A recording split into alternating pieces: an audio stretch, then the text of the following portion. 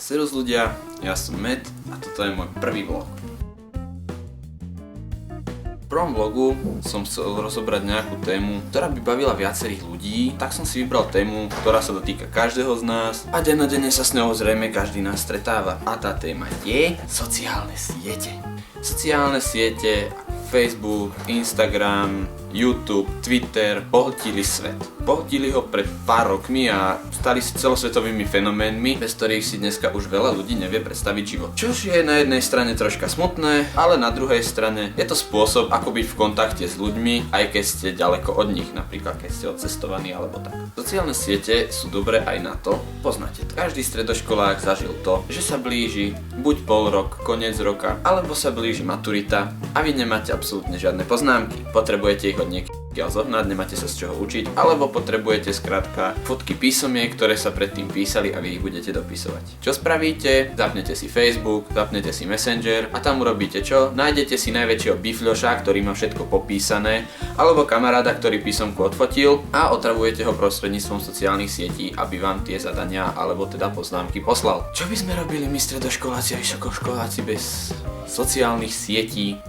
To nevie asi nikto. Ďalšia dobrá vec na sociálnych sieťach je, že môžete byť v neustálom kontakte s blízkymi, ako som už spomínal. Môžete si s nimi písať, zdieľať fotky, videá, posielať hlasové správy, teda podľa toho, o akú sociálnu sieť ide. No bohužiaľ, podľa môjho názoru, sociálne siete majú viac záporov ako kladov. Klady sú akurát tie, čo som vymenoval teraz, a zápory sú závislosť na sociálnych sieťach, otravovanie sociálnymi sieťami, notifikácie z Facebooku, z Instagramu, každý to poznáme. Osobne moje obľúbené sociálne siete sú Instagram, Facebook a YouTube.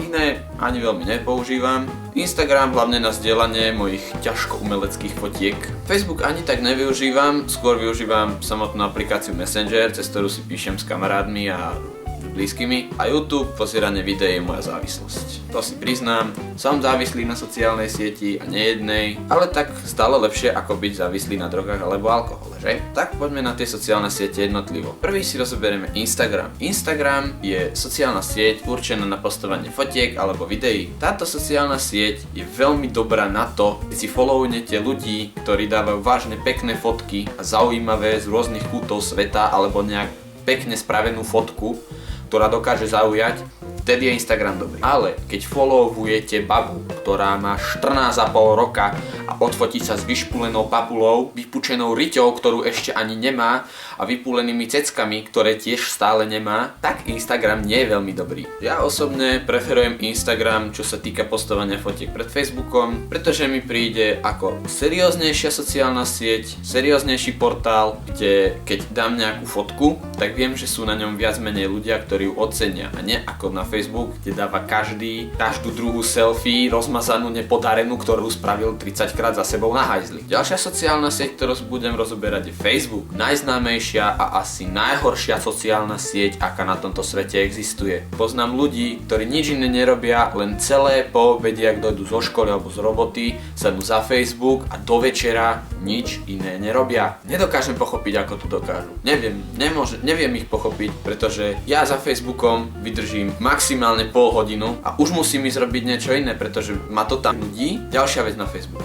Milujem fan stránky, ktoré majú rovnakú tematiku. Každá z tých fan stránok postuje ten istý post a pre istotu každá postne niekedy aj dvakrát, aby ste náhodou nezmeškali na svojej stránke noviniek nejaký ten post alebo nejakú fotku, link, hocičo, tak ho postne každá raz a vy máte za sebou takto 30 takých istých postov akurát od rôznych stránok, čo je úplne úžasné. Ďalšia vec, ktorú milujem na fan stránkach, je keď fan stránka zdieľa obrázov alebo zdieľa nejaký link, video, fotku, proste niečo, a keď vy pod tento post dáte komentár, tak vaše notifikácie v priebehu asi pol hodiny môžu vybuchnúť, pretože keď tá stránka má viac ako 1000 followerov, môžete čakať príliv notifikácií od ľudí, ktorí komentovali daný príspevok tiež, alebo vám daný komentár lajkli. Môžete sa rozlúčiť spokojným dňom, pokiaľ si nevypnete notifikácie alebo nerozbijete mobil. Ďalej na Facebooku nesnášam trapné statusy. Statusy sú veľmi dobrá vec, dobre, keď niekto chce posnúť a zdieľať s ostatnými ľuďmi, ako sa práve cíti, čo práve zjedol, že sa práve vysral. Dobre, keď to niekoho zaujíma, je to jeho problém. Ale na čo postne 13-ročné decko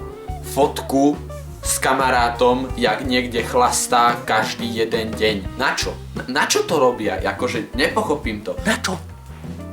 Nechápem na čo. Proste takí ľudia mi hrozne lezú na nervy. A najviac milujem, keď vidím, že dala status nejaká 13-ročná baba, ktorá ešte predvčerom tahala káčera po ulici a napíše: ja som taká sklamaná z lásky, chcem zabudnúť. Kurva, na čo chceš zabudnúť? Malú násobilku alebo čo to?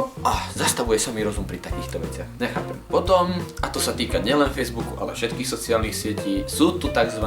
Reťazové správy. Čož je správa typu: pošli toto ďalej 10 ľuďom, inak ochrnieš. Pošli to ďalej 1200 ľuďom, lebo ťa zožerie dinosaurus. Keď mi niekto posiela takúto správu, ani nereagujem, ani sa nerozčulujem. Rovno človeka bloknem a mám kľud. Neriešim to ďalej. Už takýchto ľudí blokujem, ignorujem. Už sa nad tým nevytáčam. Nemá to cenu. Proste takým ľuďom to človek nevysvetlí. Nedá sa.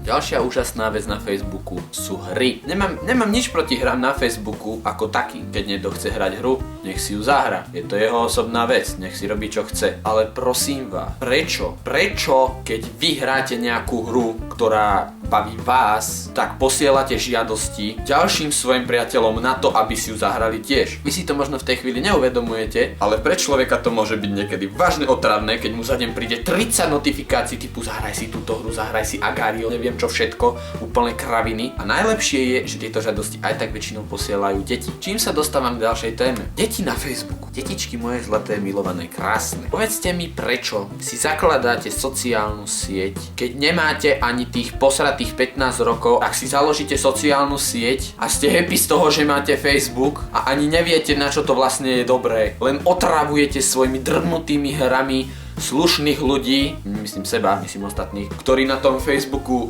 chcú normálne fungovať, pozerať si fotky a čo ja viem čo, novinky na Facebooku a nie sú zvedaví na vaše hry, čo vyhrávate, čo zdieľate a že s kým si najviac píšete. Dobre ľudia, to by bolo na dnešný vlog všetko. Ďakujem, že ste si to pozreli. Ak sa vám to ľúbilo, dajte like. Ak sa vám neľúbilo, kľudne dislike. Ja sa s vami lúčim a vidíme sa na budúce. Servus.